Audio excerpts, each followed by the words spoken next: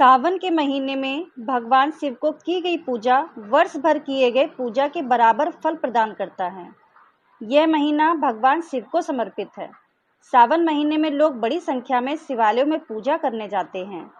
सावन के सोमवार का भी विशेष महत्व है। यह दिन भगवान शिव को समर्पित है। भगवान शिव को औगरदानी कहा जाता है। भक्तों के द्वारा मन से आराधना करने से बाबा प्रसन्न होकर उनकी मनोकामना पूर्ण करते हैं।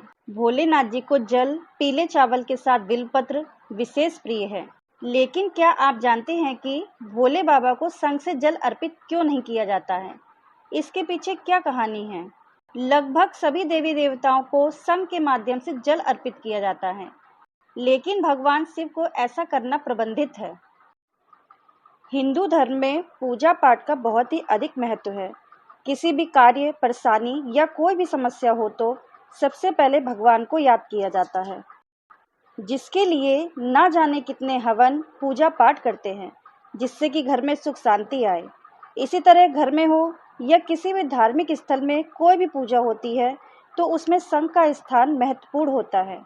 किसी भी देवी देवता की पूजा की जाती है तो उन पर शंख से जल चढ़ाया जाता है, जिससे कि वह खुश हो जाएं। लेकिन आप जानते हैं कि शिव जी की पूजा में कभी भी शिवलिंग में शंख से जल नहीं चढ़ाया जाता है, जिसके पीछे एक पौराणिक कथा है। इस बारे में विस्तार से शिव पुराण में बताया गया है। जानिए क्या कारण है शिवलिंग पर जल न चढ़ाने का। शिव पुराण के अनुसार शंखचूड़ नाम का महापराक्रमी दैत्य हुआ। शंखचूड़ दैत्यराज दंभ का पुत्र था।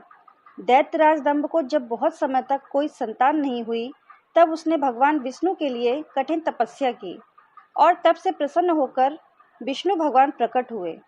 विष्णु भगवान ने दंभ से वर मांगने के लिए कहा। तब दंभ ने तीनों लोगों के लिए अजय एक महापराक्रमी पुत्र का वर मांगा। श्री हरि तथास्तु बोलकर अंतर ध्यान हो गए।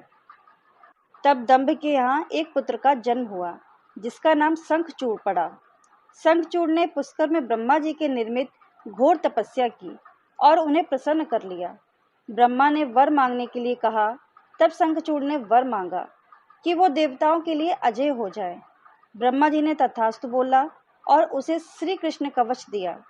साथ ही ब्रह्मा ने शंखचूड़ को धर्मराज की कन्या तुलसी से विवाह करने की आज्ञा दी और वहां से चले गए।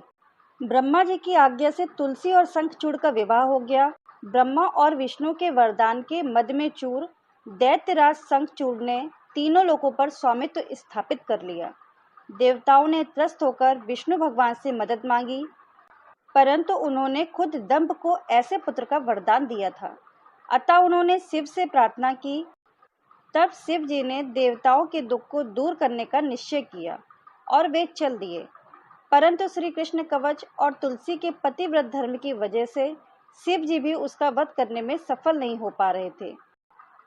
तब विष्णु जी ने ब्राह्मण रूप बनाकर दैत्यराज से उसका श्री कृष्ण कवच दान में ले लिया। इसके बाद शंखचूड़ का रूप धारण कर तुलसी के सील का हरण किया। अब शिव जी ने शंखचूड़ को अपने त्रिशूल से भस्म कर दिया था और उसकी हड्डियों से शंख का जन्म हुआ। हालांकि शंखचूड़ विष्णु भक्त था, अतः लक्ष्मी विष्णु को शंख का जल अति प्रिय है और सभी देवताओं को शंख से जल चढ़ाने का विधान है। परंतु शिव जी ने उसका वध किया था, इसलिए शंख से जल चढ़ाना शिव जी के लिए निषेध बताया गया है। शंखचूड़ विष्णु जी के आशीर्वाद से उत्पन्न हुआ था, इसलिए यह माता लक्ष्मी को अत्यंत प्रिय है। शंख से दरिद्रता का नाश होता है। सभी देवताओं को शंख से जल चढ़ाया जाता है, लेकिन शिव जी ने शंखचूड़ का वध किया था, इसलिए शंख से शिव जी को जल अर्पित नहीं किया जाता है। जय श्री महाकाल। अगर आप सभी भक्तों को ये वीडियो पसंद आई हो तो प्लीज़ हमारे चैनल को लाइक करिए, सब्सक्राइब करिए और शेयर कीजिए। धन्यवाद भक्तों।